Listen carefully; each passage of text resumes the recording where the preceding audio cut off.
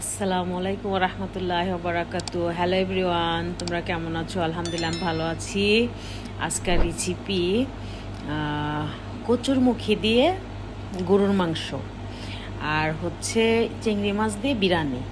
এই বিরিয়ানিটা হচ্ছে আরাবিয়ান সিস্টেম,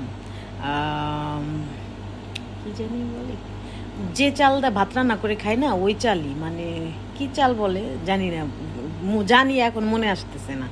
তো আপনারা ট্রাই করে দেখবেন, চিংড়ি মাছের বিরিয়ানি খুবই সুস্বাদু আর খুবই সহজ। এটা এমন না যে বাইরের থেকে ওই আমরা যেমন বিরিয়ানি রান্না করার সময় এক্সট্রা চাল কিনতে হয়, কত মশলা কিনতে হয়, এটা সেটা না।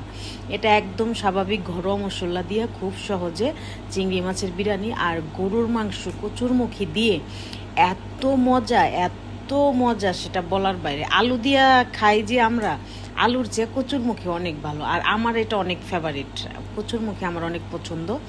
তো আপনারা কচুরমুখী দেওয়া গরুর মাংস রান্না করে খেয়ে দেখবেন, খুব খুব খুব ভালো লাগবে এবং কি মন ভালো হয়ে যাবে। খেলে পেট তো ভরবেই, মনও ভালো হয়ে যাবে ইনশাআল্লাহ।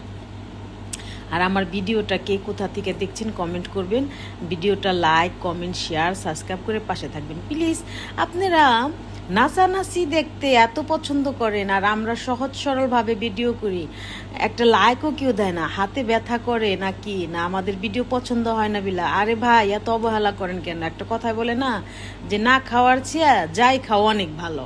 তো প্লিজ একটু সাপোর্ট করেন, একটু লাইক, কমেন্ট, শেয়ার করেন। শেয়ার করতে তো আর কারো টাকা পয়সাও খরচ হয় না, কিচ্ছু হয় না। প্লিজ, এত আশা করে ব্লগ করতেছি। প্রত্যেকটা মানুষের তো একটা আশা থাকে, স্বপ্ন থাকে। আর ভালো লাগে, একটু ভিউ দেখলেও ভালো লাগে, লাইক দেখলে ভালো লাগে। তো প্লিজ আশা করি সাবস্ক্রাইব করবেন, পাশে থাকবেন, সাপোর্ট দিবেন।